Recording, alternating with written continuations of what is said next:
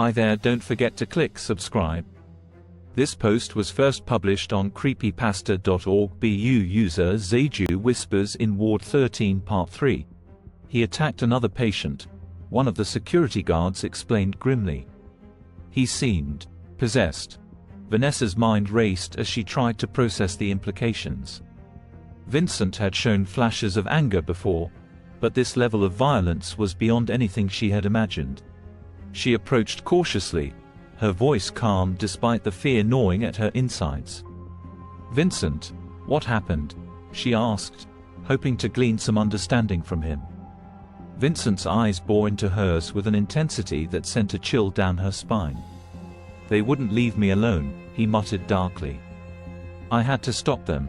Vanessa took a step back, the gravity of the situation sinking in. She knew Vincent needed help, but she also feared for the safety of everyone in the facility.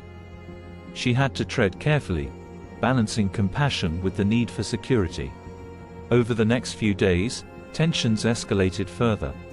Vincent's outbursts became more frequent and unpredictable. He refused medication and therapy sessions, claiming they were useless. Vanessa felt helpless as she watched Vincent slip further into darkness, his once dormant rage now a constant presence. One night, Vanessa was doing her rounds when she heard screams echoing through the corridors. She followed the sound to Vincent's wing, heart pounding with dread. As she rounded the corner, she came face to face with a scene of horror.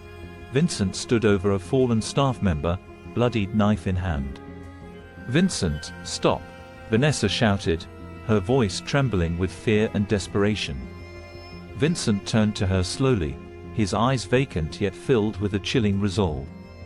"It's too late, Vanessa. I can't stop it now." Vanessa's breath caught in her throat as she realized the depth of Vincent's descent into darkness. She knew she had to act quickly to prevent further tragedy. Summoning all her courage, she lunged forward, attempting to disarm Vincent. Their struggle was brief but intense, ending with Vincent overpowering her and escaping down the corridor. Vanessa stumbled to her feet, her mind racing with a singular thought: she had to stop Vincent before he hurt anyone else. She alerted security and joined the search, her heart heavy with guilt and determination. As she raced through the facility, she prayed that they would find Vincent before it was too late. Hours passed with no sign of Vincent. Vanessa's hope dwindled as the reality of the situation sank in. She had failed to protect those under her care, and now Vincent was out there, consumed by his inner demons. Just as Vanessa began to lose hope, a commotion erupted nearby. Security personnel apprehended Vincent in a remote corner of the facility. He offered no resistance, his eyes vacant and distant. Vanessa approached cautiously, her emotions a turbulent mix of relief and sorrow. "Vincent, why?" she asked softly, her voice cracking with emotion.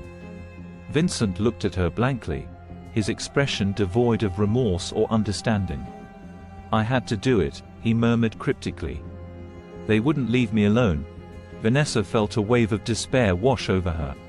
Vincent was lost to the darkness, a victim of his own inner turmoil. As he was led away by security, she couldn't help but wonder if there had been a way to save him, to prevent the tragedy that had unfolded. In the aftermath of the incident, Vanessa struggled to come to terms with what had happened. The facility implemented stricter security measures, and Vincent was transferred to a high-security psychiatric hospital.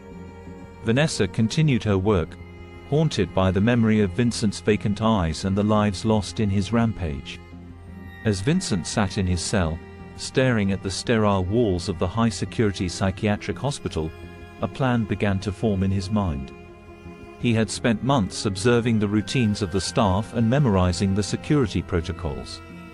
He knew that breaking out would be risky, but he was desperate to escape the confines that held him. Late one night, when the guards were changing shifts and the facility seemed to be at its quietest, Vincent saw his opportunity. With careful precision, he picked the lock of his cell using a makeshift tool he had fashioned from a discarded piece of metal.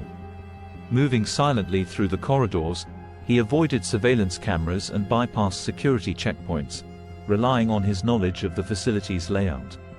Finally, Vincent reached the perimeter fence. He scaled it with practiced ease, adrenaline coursing through his veins as he dropped to the ground on the other side. Freedom was within his grasp, but his thoughts kept returning to Vanessa. She had been the only one who had shown him kindness, who had tried to understand the darkness within him. Vincent knew he couldn't leave without seeing Vanessa one last time. He made his way to her apartment, moving stealthily through the shadows of the facility streets. When he arrived, he found her sitting alone in her living room, lost in thought. "Vanessa," Vincent whispered softly, stepping out of the darkness. Vanessa jumped in surprise, her eyes widening with shock and fear as she recognized Vincent standing before her.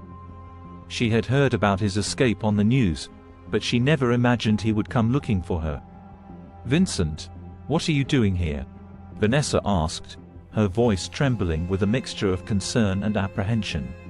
Vincent took a step closer, his expression earnest yet tinged with desperation. "I had to see you, Vanessa. I had to tell you that I'm not who they think I am. I'm not a monster." Vanessa hesitated, torn between sympathy for Vincent and fear of the danger he represented. She could see the turmoil in his eyes, the plea for understanding. Despite everything that had happened, a part of her still believed that Vincent was capable of change. "Vincent, you need to go back," Vanessa urged gently, her heart aching with conflict. "They'll be looking for you. It's not safe for you here." Vincent shook his head vehemently, his hands trembling at his sides. "I can't go back, Vanessa. I won't survive in there. Please, you have to believe me. I need your help." Vanessa's mind raced as she considered her options. She knew harboring a fugitive was illegal and could jeopardize everything she had worked for. Yet, as she looked into Vincent's eyes, she saw the desperation of someone who had lost everything.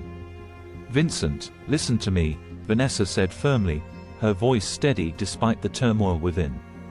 "I can't help you like this. But I promise you, I'll find a way to get you the help you need. You don't have to face this alone."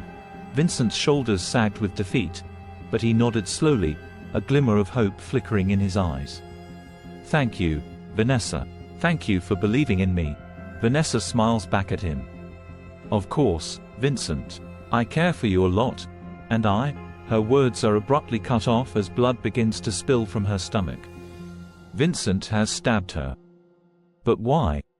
She had always supported him. What had she done to deserve this?